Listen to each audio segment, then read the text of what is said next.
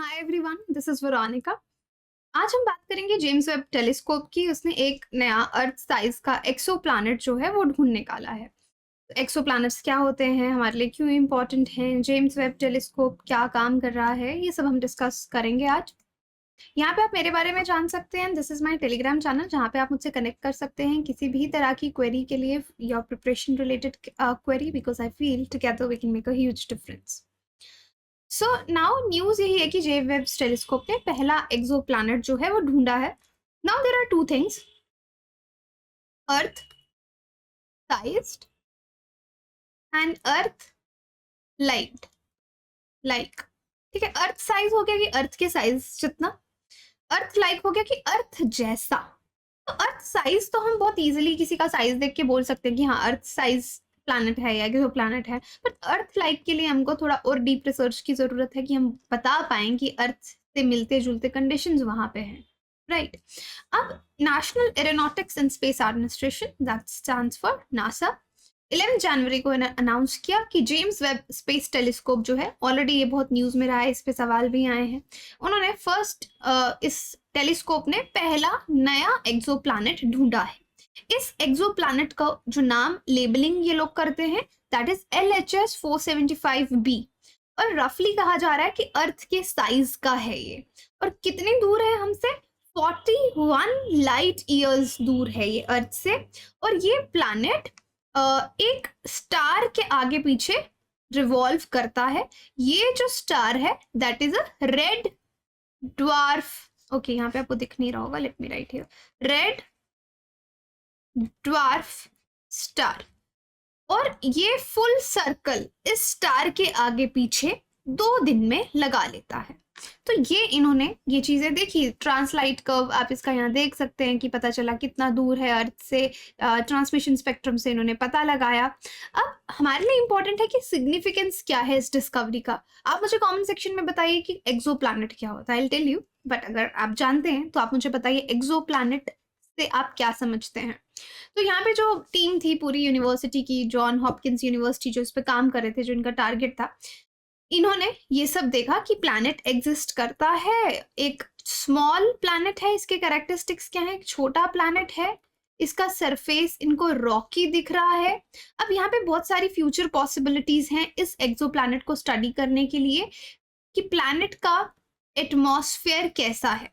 अभी ये लोग अंदाजा लगा रहे हैं कि यूजुअली बाहर में हमें जितने भी प्लैनेट्स वगैरह मिलते हैं, मिथेन होता है उनके एटमॉस्फेयर में। यहाँ पे कहा जा रहा है कि हाँ, यहाँ पे ऐसा नहीं लग रहा कि इसके एटमॉस्फेयर में मिथेन है, but obviously we need to study more about it.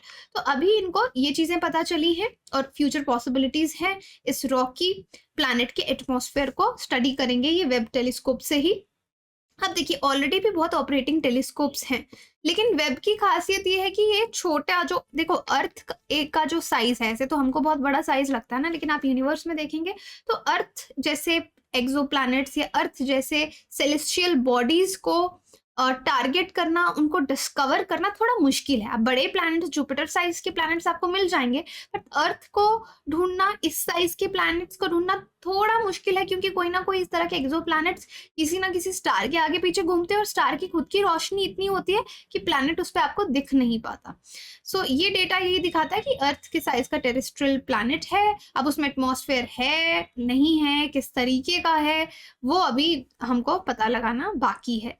अब रिसर्चर्स आने वाले समय में वेब टेलीस्कोप जो ये है, इसकी एडवांस्ड कैपेबिलिटीज को एक्सप्लोर करेंगे और भी अर्थ के साइज के प्लैनेट्स को ढूंढने की कोशिश की जाएगी।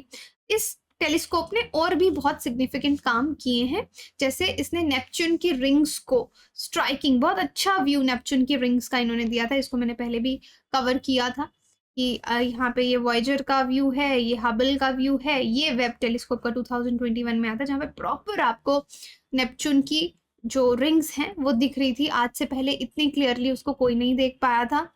और then northern aurora, southern aurora diffractions हमको वेब टेलीस्कोप से देखने को मिला, जानने को मिला। अब ये टेलीस्कोप कुछ इस तरीके का दिखता है। इसमें ये प्राइमरी मिरर लगा हुआ है, बीच में साइंटिफिक इंस्ट्रूमेंट्स हैं इसको स्टेबल रखने के लिए। इट हैज स्टेबलाइजेशन फ्लैप्स, इसका एंटीना है, ये सन से क्योंकि पावर मिल रही है, सन शील्ड है, स्पेस क्राफ्ट बस है, सेकेंडरी मिरर है, ये सब इस तरीके से जेम्स वेब टेलीस्कोप जो है वो बना है। You can see the original picture also. तो ये जो पिक्चर है एग्जैक्टली द सेम। तो आप देख सकते हैं इस तरीके से ये टेलीस्कोप जो हमें इंफॉर्मेशन भेज रहा है। अब मैंने आपसे पूछा था कि एक्सो प्लैनेट्स क्या होते हैं। तो प्लैनेट्स आप लोग जानते हैं क्या है, कि सोलर सिस्टम है हमारा, सन इज द स्टार, उसके आगे पीछे 8 प्लैनेट्स घूम रहे हैं। तो सोलर सिस्टम के अंदर जो प्लैनेट्स हैं उनको हम प्लैनेट्स बोलते हैं। अब सोलर सिस्टम के बाहर जो इस तरह की सेलेस्टियल बॉडीज हैं, हेवनली बॉडीज हैं, उनको हम एक्सोप्लैनेट्स बोलते हैं। ठीक है, जो बाकी के सन को छोड़ के बाकी के किसी स्टार के आगे पीछे घूमती हैं, they are far away from our, they are beyond our solar system, उनको हम एक्सोप्लैनेट्स बोलते हैं। तो अभी तक नासा ने 5000 एक्सोप्लैनेट्स जो हैं वो डिस्कवर किए हैं। और क्योंकि कोई ना, एटलीस्ट देखो स्टार के आगे पीछे एक कोई ना कोई प्लैनेट तो होता ही है। और प्लस इससे हमको बहुत सी चीजें पढ़ने को मिलेंगी। अब एक्सोप्लैनेट्स जो हैं अलग अलग साइजेस में आते हैं, बड़े बड़े जुपिटर जैसे बड़े बड़े एक्सोप्लैनेट्स भी आपको मिलेंगे और अर्थ जैसे छोटे प्लैनेट्स भी आपको मिलेंगे। अब कोई अपने स्टार के बहुत पास है तो उसका टेम्परेचर बहुत बॉइलिंग होगा, और बहुत स्टार से अपने दूर है तो फ्रीजिंग कोल्ड एक्सोप्लैनेट होगा। तो डिफरेंट डिफरेंट कैरेक्टरिस्टिक्स उनके रहते हैं। अब इनको पढ़ने की क्या जरूरत है, क्योंकि हमको यूनिवर्स को लेकर बहुत से मिस्ट्रीज हैं जो हम नहीं समझ पाते हैं। हम आज भी ये जानना चाहते हैं, क्या इस पूरे यूनिवर्स में हम अकेले हैं, क्या कहीं लाइफ और एग्जिस्ट करती है या कर सकती है। इस तरह के बहुत से क्वेश्चंस इंसान के दिमाग में हैं, जिसको लेकर हम लगातार रिसर्च जो है वो कर रहे हैं। तो ये सब चीजें डिस्कवर होने पे हम, आप समझ सकते हैं कि एक बेबी स्टेप लेके उस मिस्ट्री के पास जाने की कोशिश करते हैं, ये समझ के कि एक दिन हम इस पहेली को बुझा पाएंगे। So yes, that is why इनको पढ़ना इज इम्पॉर्टेंट, कि किस स्टार के आगे पीछे हैं, किस तरह का एटमॉस्फेयर है, क्या वहाँ पे पानी होना पॉसिबल है या नहीं है। देखो कोई भी प्लैनेट जो है, एक्सो प्लैनेट, अगर अपने स्टार के बहुत पास है तो वो लिक्विड वाटर रख नहीं पाएगा, वो वेपराइज हो जाएगा। अगर बहुत दूर है तो फ्रोजन वाटर होगा। लेकिन कोई ऐसा प्लैनेट जो अपने स्टार, जो उसका स्टार है, उससे अच्छे डिस्टेंस पे है, जहां पे पानी सस्टेन कर सकता है, वहां पे लिक्विड वाटर लिक्विड स्टेज में वहां पे रह सकता है, उसको हम गोल्डीलॉक जोन बोलते हैं। ओके, सो एक्सोप्लैनेट्स को डिस्कवर कैसे किया जाता है, तो कोई जब उनके स्टार की लाइट डिम होगी या किसी वजह से हम उसको देख पाएंगे, क्योंकि छोटे प्लैनेट्स को ढूंढना थोड़ा मुश्किल होता है, ट्रांसमिशन स्पेक्ट्रम से हम उनको देखते हैं। अब मैंने रेड ड्वार्फ स्टार कहा था कि ये जो एक्सोप्लैनेट मिला है ये रेड ड्वार्फ स्टार के आगे पीछे घूम रहा है। तो रेड ड्वार्फ स्टार्स जो हैं बहुत कॉमन है यूनिवर्स में, और सबसे छोटे स्टार्स रहते हैं, बहुत ज़्यादा लाइट रेडिएट नहीं करते। दैट इज़ वाई इनको it's very tough to detect them with naked eye. आप उनको नेकेड आई से उन स्टार्स को नहीं देख सकते, क्योंकि बाकी स्टार्स से ये डिम रहते हैं। बट हाँ, ड्वार्फ स्टार्स के आगे पीछे के एक्सोप्लैनेट्स को डिस्कवर करना इजी होता है, क्योंकि बहुत ज़्यादा लाइट रेडिएट नहीं करते, तो आप प्लैनेट हंटिंग कर सकते हो इनके आगे पीछे।